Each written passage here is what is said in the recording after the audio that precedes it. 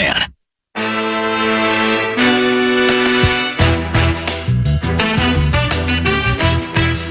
What up, final hour, 9 to noon of a Friday football feast. It's Nordo here. Alec Lewis of The Athletic has joined in studio. The host had to see a man about a dog.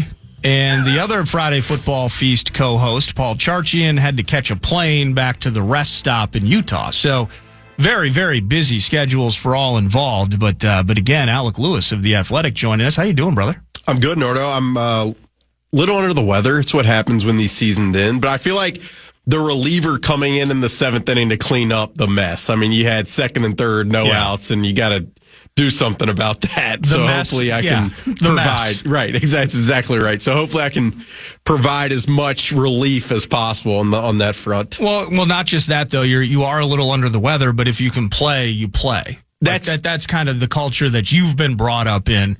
If you can play, you play. There's no question. Yeah. I mean, no matter what you're dealing with, if it's possible, you got to give everything you got. And then, if that's what I'd say. But no, it feels like every year after these seasons, because, writing is just so physically taxing. Yeah. Somehow that, I find my way under the weather. I know nobody really cares about it. And I know it's really not that hard of a job, even though sports writers often make it out to be really hard. So it's kind of weird, but, no, it's been an interesting week. A lot of activity elsewhere, at least, throughout the NFL, in the Vikings building. Not a lot of clarity at the moment is what I would say. Not a lot of clarity. Now, I do want to get to that. Sure. You wrote a piece yesterday just kind of where we stand, and it was good in some ways, just not just an update, but kind of in summation in terms of things are happening elsewhere. But what is on the home front? How hot is our various seats and how hot are various movements that are potentially made or not made? Haven't even had a season-ending press conference yet, so we'll have to wait until next week for that. But I want to start here, extending from our conversation last segment. This time of year, we playoff games. Our favorite team's not in it. And so, I think I said Rams and Broncos in the Super Bowl, for instance. And I'm not necessarily even married or super emotionally compelled by that. I just think the AFC's is kind of a two-horse race based on home field advantage and some other factors. Broncos or Patriots, and it's a little muddier in the NFC.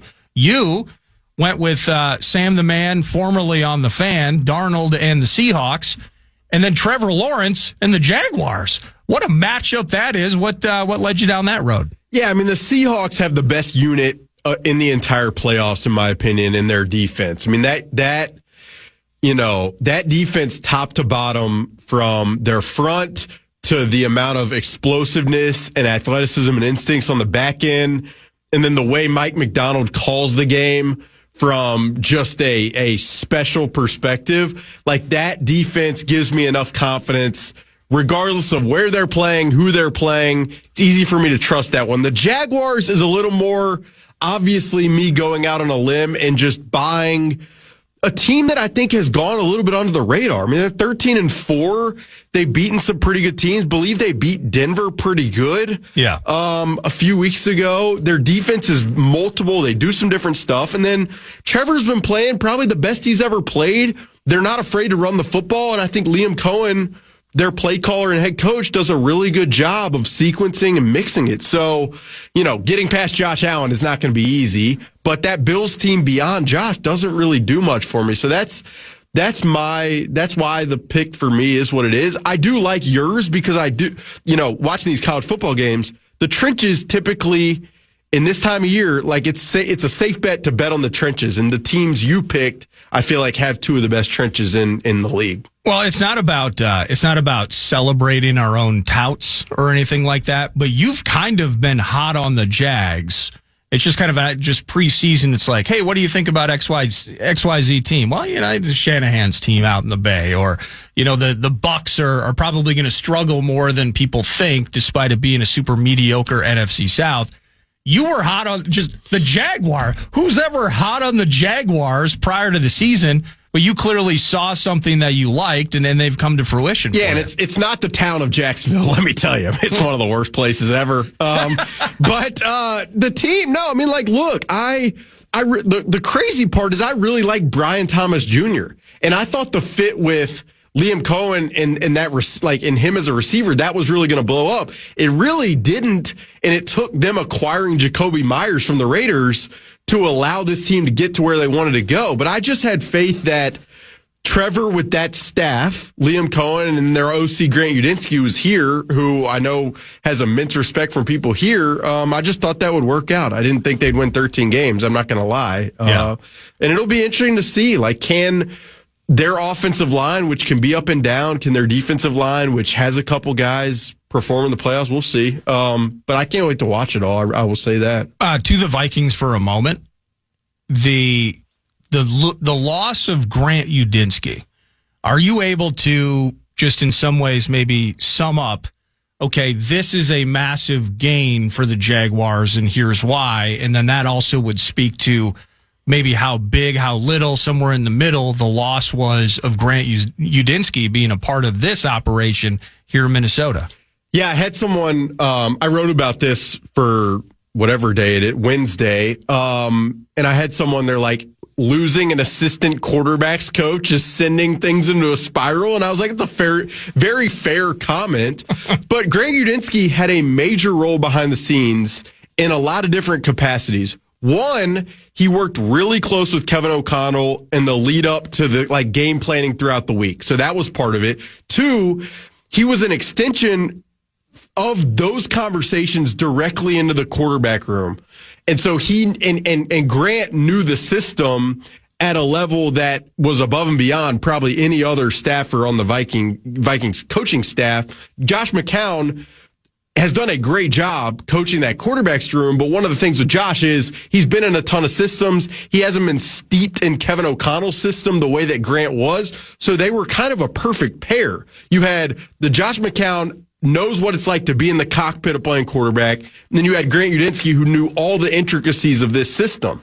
Obviously, Grant was also the assistant offensive coordinator. He leaves to go to Jacksonville, has been praised relentlessly by players there, which isn't a surprise to me. And then the Vikings backfilled him with the guy Jordan Traylor, who just didn't work as closely with Kevin O'Connell throughout the season. So any good team, they're going to have brain drain. That's just part of it. Yeah. And it's incumbent upon you, to ensure you're trying to keep the guys you want to keep and then backfill with really good talent.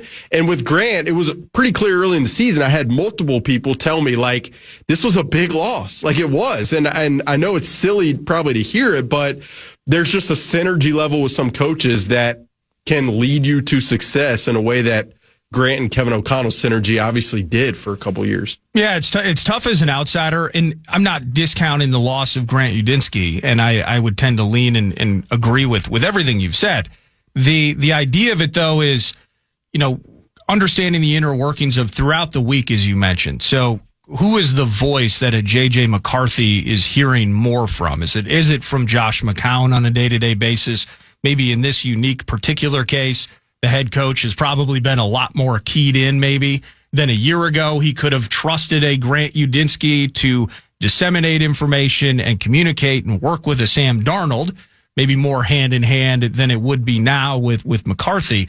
But just kind of understanding, again, over the course of a week. And next segment, we're going to talk about Brian Flores, the responsibilities of a head coach, that he can't just be McCarthy's guru at all times. He has to be connecting with Flores. He has to be connecting at a more global level of what's going on. And the loss of your potential in-room mouthpiece is a lot more significant than anybody could have considered. There's no question. I mean, and not to just make this Grant Udinski radio on KFAN, but he had a fan line. We'll take your calls, Grant Udinski. But he had a huge role too. Even the Josh Dobbs experience, he had a major voice in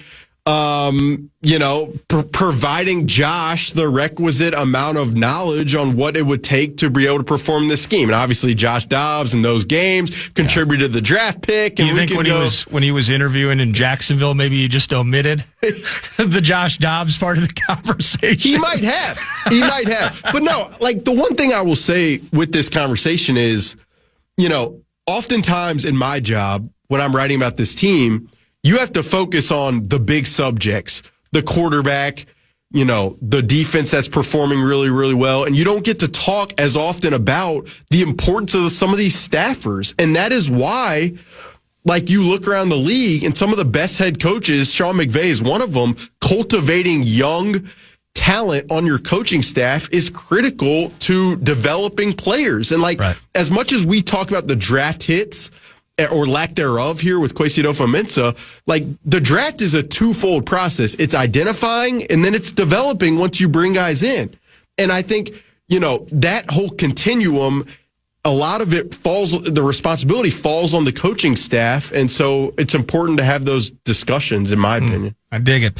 Here's what we're going to do. We're going to pause. And when we come back, we are going to dig into where things stand on several fronts with the Minnesota Vikings. You cool with that, Alec? Love it. That's Alec Lewis of The Athletic, at Alec_Lewis via the X Machine. And, of course, the Alec Lewis podcast. You can get that on YouTube. It's too much. You can listen to it on the free iHeartRadio app. Tim Siegley's here, the whole thing. We're all enjoying ourselves on a Friday feast right here, 9 to noon.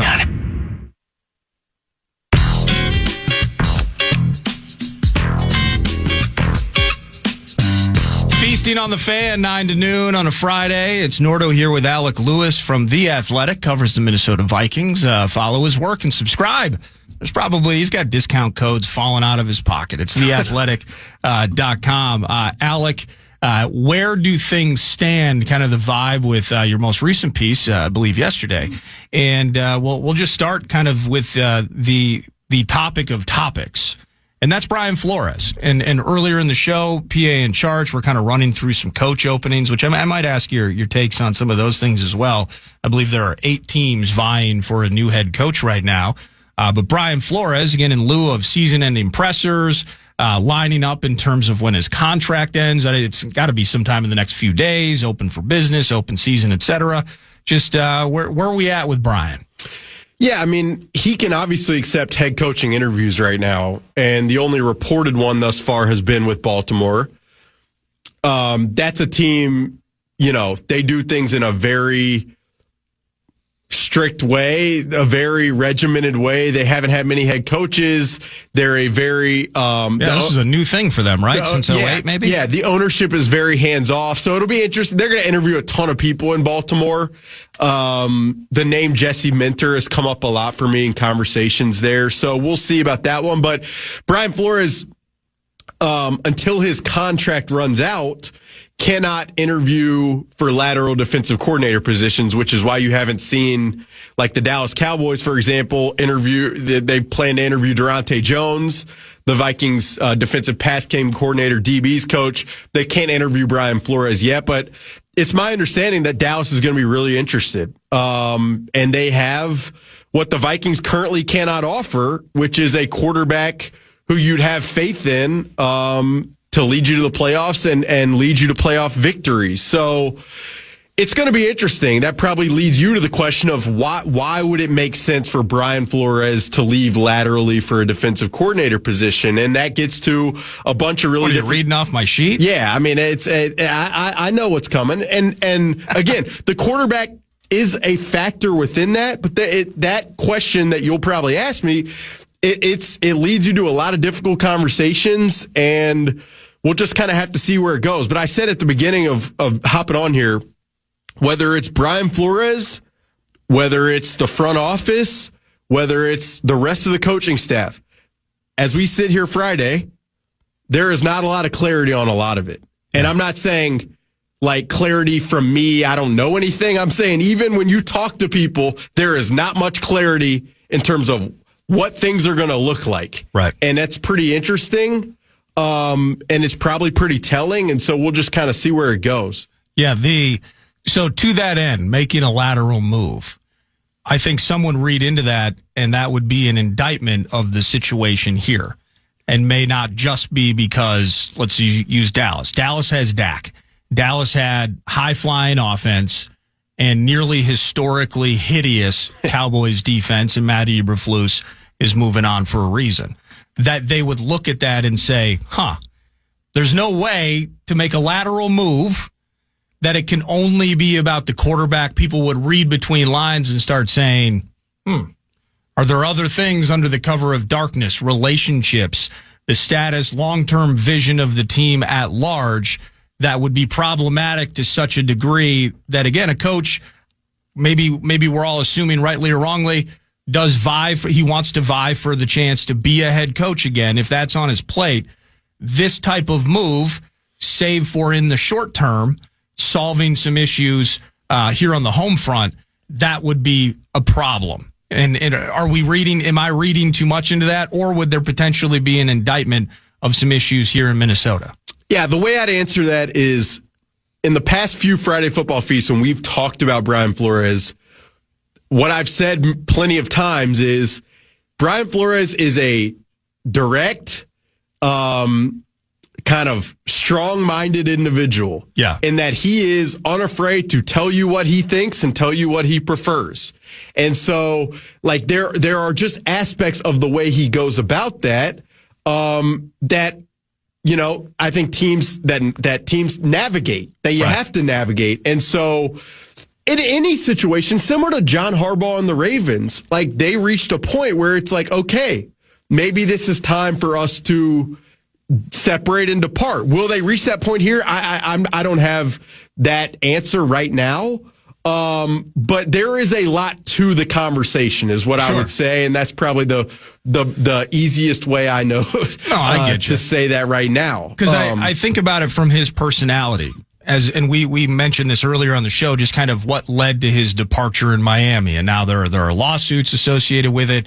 But just kind of did he during his time in Miami get on the nerves, whether it could be players, it could be other coaches, like, wow, this guy's in my face. This guy is not all hugs. And maybe if you worked with him every day, you'd get the hugs. But if you didn't work with him very often, if you were on the offensive side of things, and the only time you chatted with the coach was when he was, MFing you about offensive inadequacies or things. We've heard from Tua, which I think it's a cop-out from Tua. Tua's laying all of his personal blame at Flores' feet when he's gone, and we've only seen him continue really to degrade and devolve at that spot. So I'm kind of putting that on Tua's plate.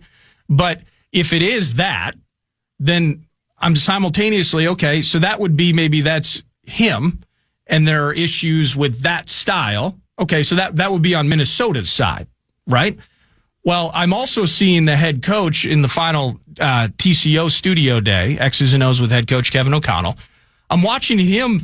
His life is flashing before his eyes as PA asks him kind of a seemingly innocuous, but maybe a bit of a leading question. It was a great question.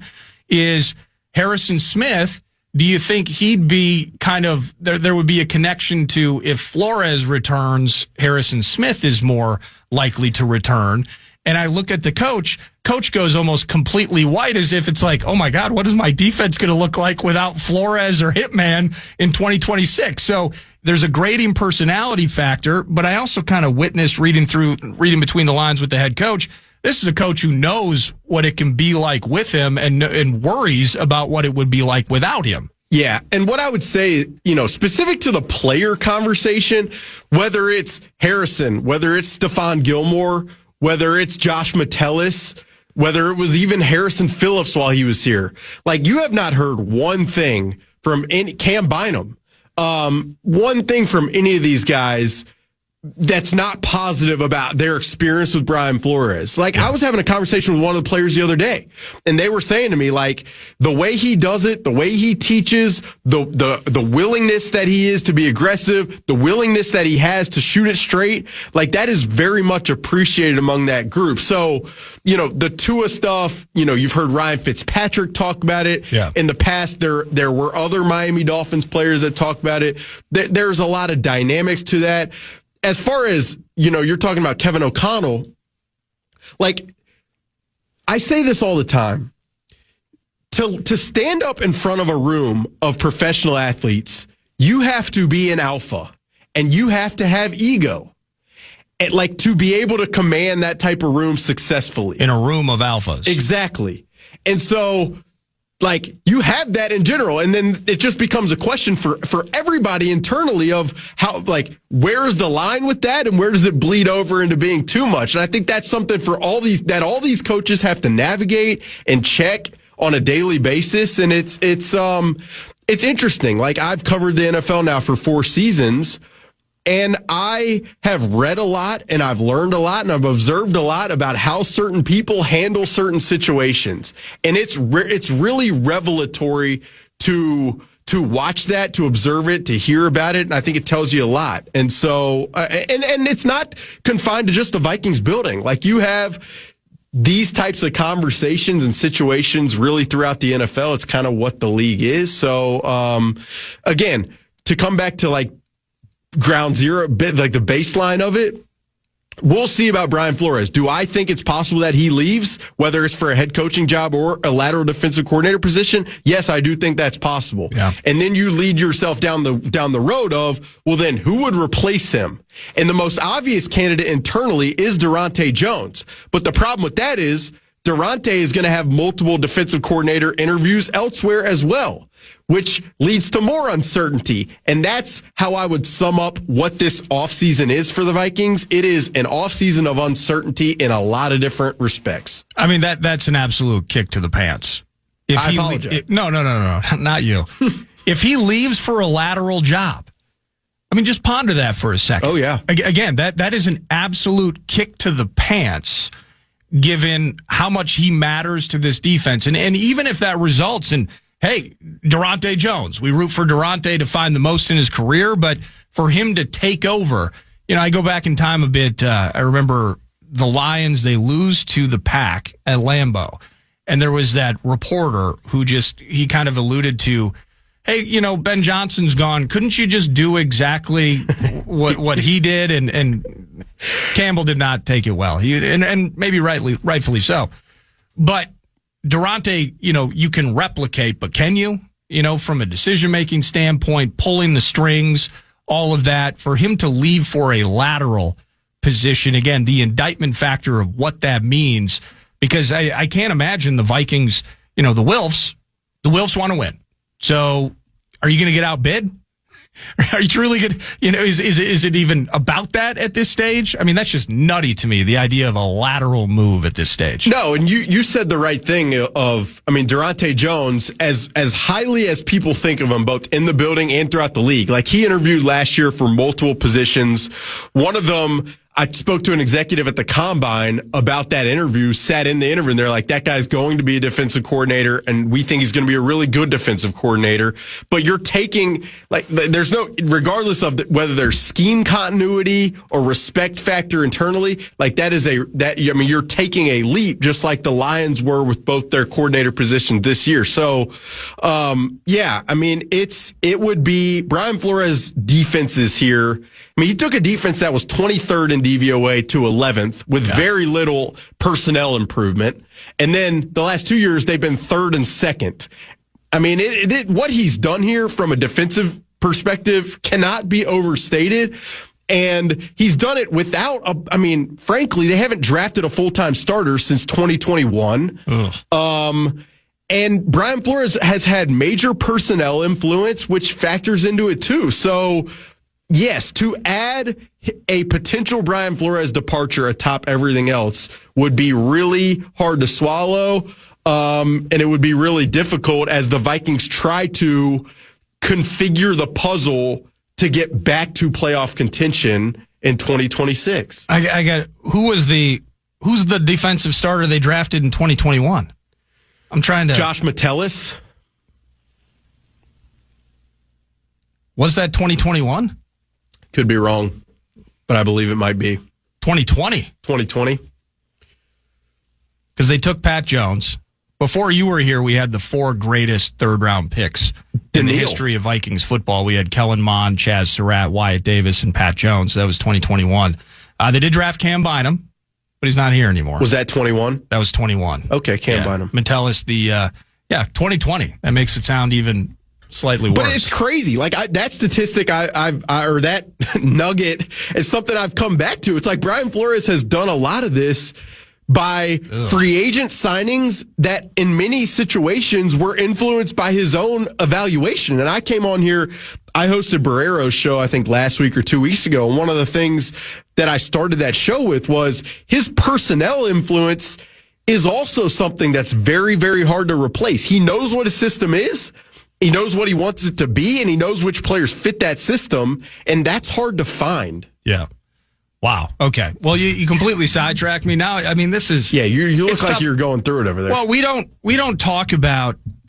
And maybe we should. It's difficult because the way that we are kind of framed up 9 to noon is the game that just happened, the game that is about to be. And what's good and bad, we talk about, of course, draft season. We're dominated by it. We're dominated throughout the summer and through training camp and, Final 53 and, where these guys are going to slot into the story. But then you have this whole season goes by. Like, I'm not going to talk about, a missed pick from 5 years ago in the middle of October. You know what I mean? But now here we are. It's 9-8 team out of the playoffs. This draft situation's hideous. This draft situation is brutally bad and needs to improve. Now, maybe I'm being a bit hyperbolic in that regard. Brutally bad. Is it the worst the NFL's ever seen? Probably not.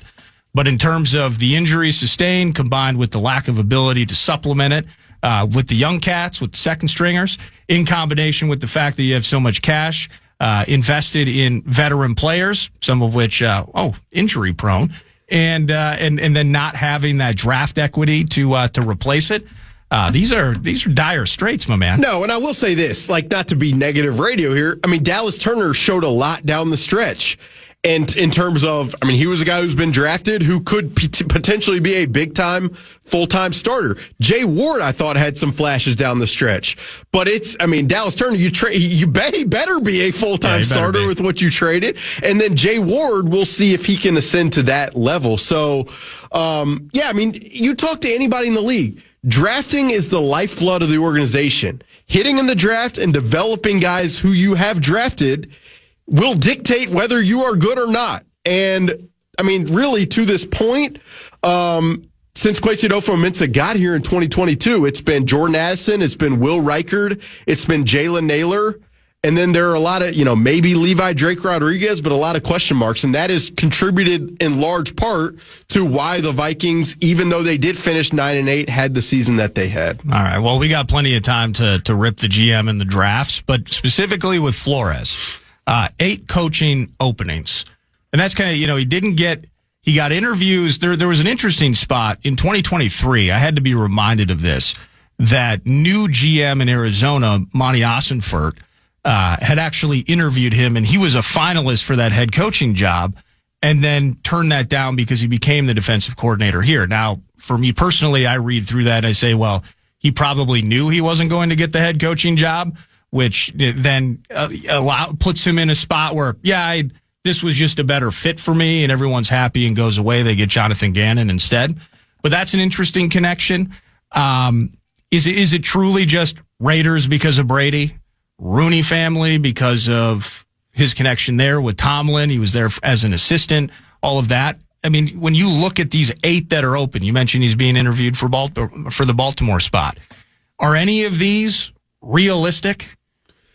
I think the Vegas one is definitely interesting, but, I've seen some people throughout the industry go to, Flores is going to be the head coach and Dayball will be the OC and it'll be Patriots West. I'm like, can we slow down? Really, from what we should probably slow down on that being, thought. But even Monty Ossenfort, he spent time, if I'm not mistaken, in the Patriots building. That's how they knew each other. Yeah, so scouting, etc. There's crossover there. So my mind does go to, you'd have, that would be where you'd have the leg up in Vegas and Arizona. But Brian Flores will probably be fairly selective too. What is the owner situation, given what he was exposed to in Miami? What is the quarterback situation? That is a critical thing. If you're about to pair yourself in your second and probably last head coaching opportunity to a situation, you better have faith in what you're doing at that position. So it's hard, I guess, to sum it up.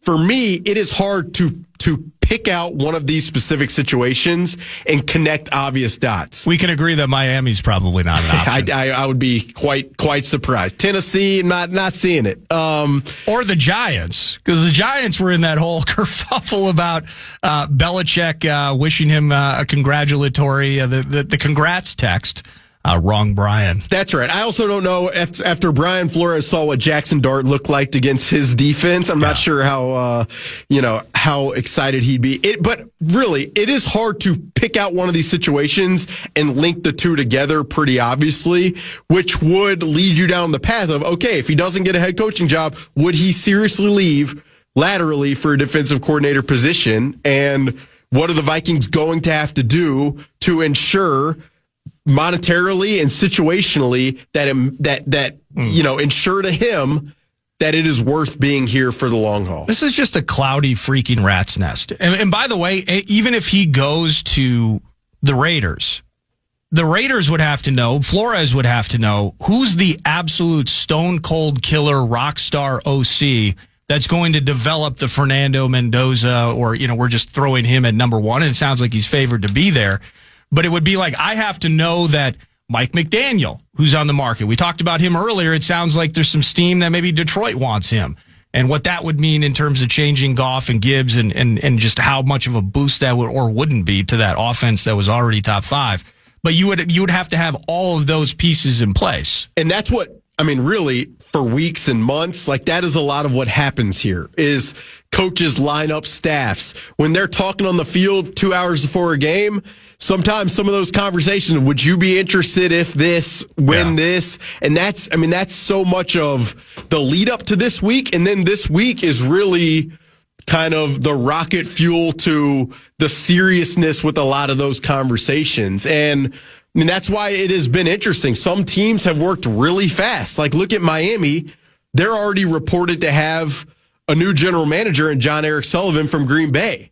And you've had, the Tampa Bay Buccaneers essentially fired their whole offensive staff, and that was reported on Wednesday. And then you have the Vikings situation where hasn't been much, which doesn't necessarily mean that everything is just moving into 2026 the same way it's been. Flores could take Durante with him too, couldn't he? That would be a possibility, but I would imagine at this point Durante wants to call plays and believes he deserves to call plays. I do know they're very close, so I wouldn't be surprised if that happened. But like the one that I'd look at is New York with Aaron Glenn. Believe they know each other, and Durante and why would Durante do that to It's himself? a great question. But the other thing is, did they not have one interception the whole year? They did not have one 3 or 4 total takes. That's one of the nobody talks about that. It's absurd. The Jets didn't have one pick the whole year. Defensive head coach goes out there first. Oh. Well, Aaron Glenn needs some new ideas because he'll just line it up and play man. You're like, this is not 1997, and you do not have Dion. And it's just not the situation, but that's kind of his MO. This is what happens when you live in purgatory too, like with the Vikings, because sadly never reached the mountaintop, right? But they've never really been awful either, which actually is a good thing. I prefer not being 3-13 or 2-15 or whatever the Jets are. They won 2 or 3 games this year. But think about at the beginning of the year, it's Aaron Glenn, and you have Sauce Gardner. Okay, we're sad that DJ Reed left in free agency. You have Quinnen Williams. You end the year with your 2 best defensive players leaving. Oh, we're happy for Harrison Phillips. We don't have an interception the entire year. You're trying to sell yourself all summer on Justin Fields. Breece Hall has been unable to be found with a compass and a GPS. He's a free agent anyway. Until the end. That's awful. What's the Jets? It is the Jets. It's just not surprising. So if you're Durante Jones, you want to go call. Yes, I get to call plays for Aaron Glenn, but it's the freaking Jets versus. I know I'm DC in name only, but I get Flores. I get to take a little bit of juice from that fruit that is provided on the field, and I can use it in my own interviews to go eventually find a team that is not the Jets and further my career.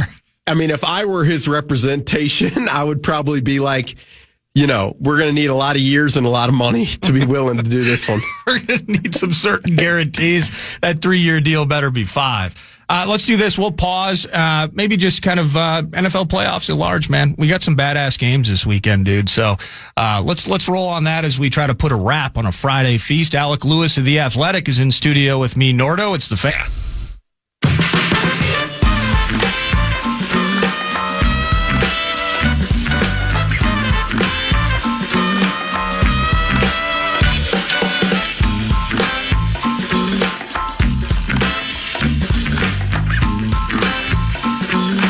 Final segment, 9 to noon.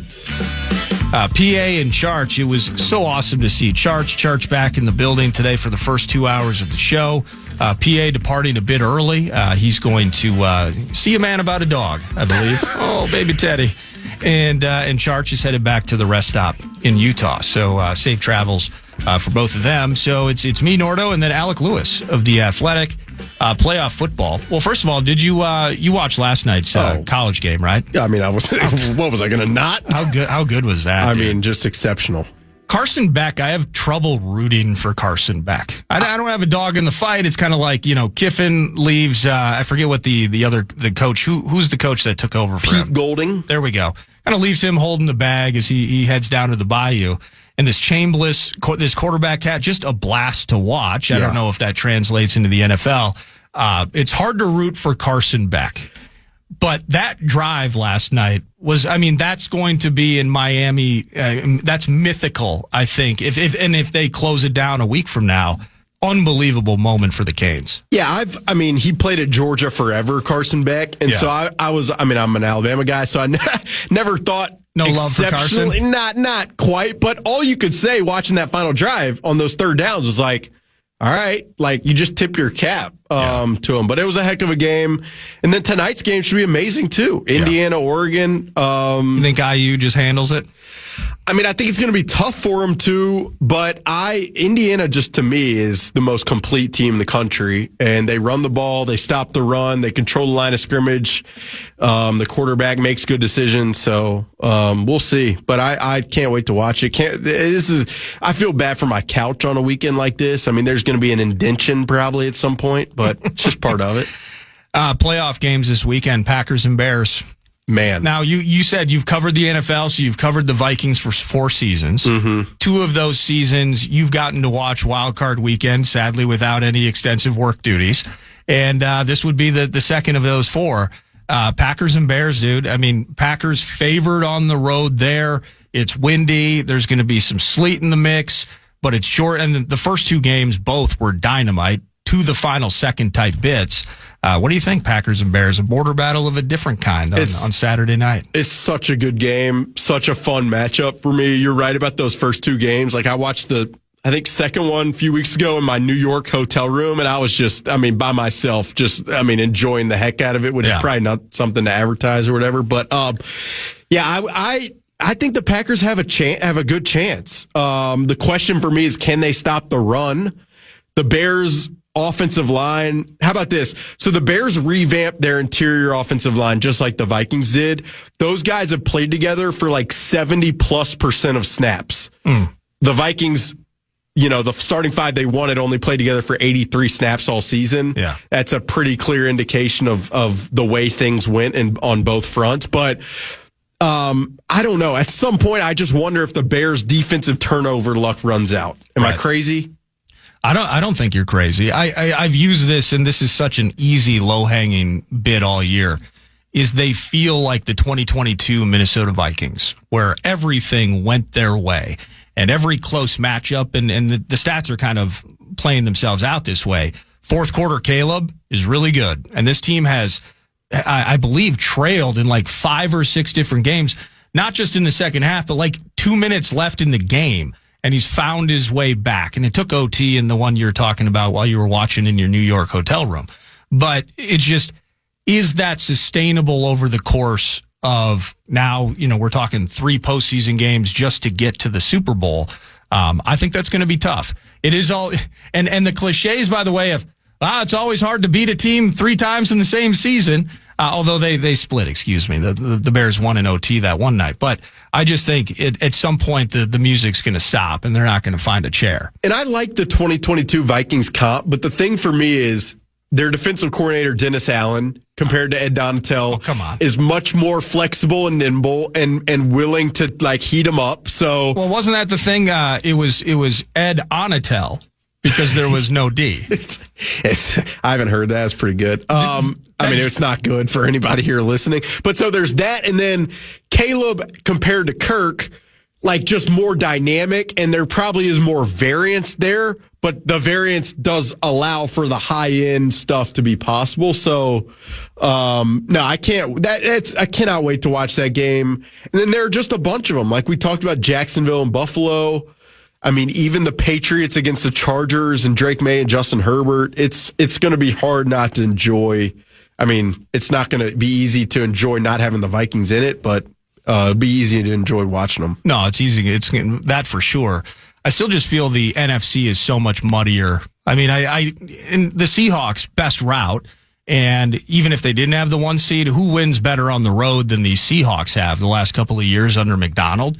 It's just Philly can wake up. The Rams can go MVP on it, right? And just McVay, just smartest guy in room for a few weeks. The Niners, I think they're too hurt to do it, but they're certainly going to be part of the conversation. And simply by nature of being in the second spot, if the Bears can get by the Packers, there are some advantages that head their way.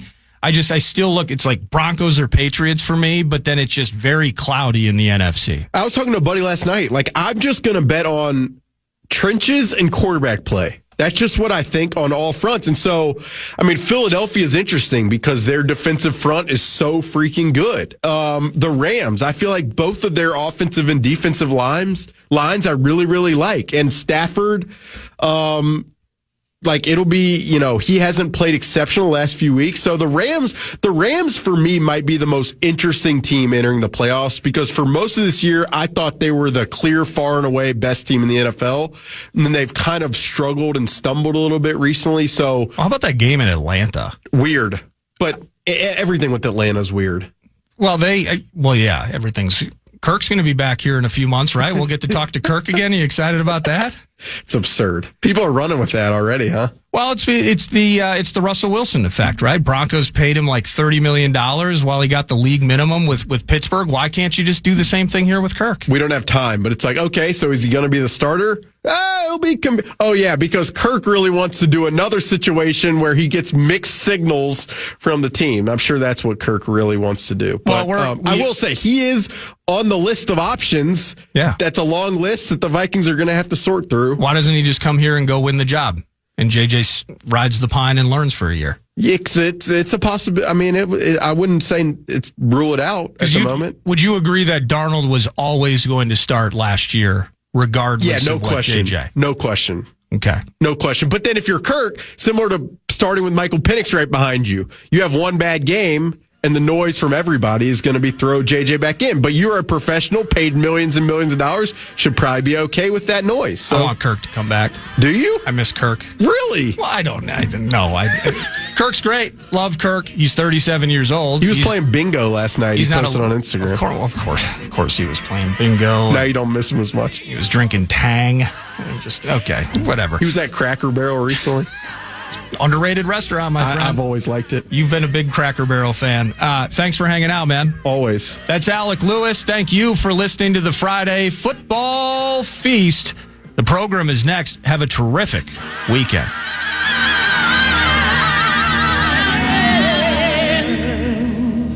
Podcast today's Paul Allen Show or listen back to previous show and interviews by going to the iHeartRadio app or KFAN.com.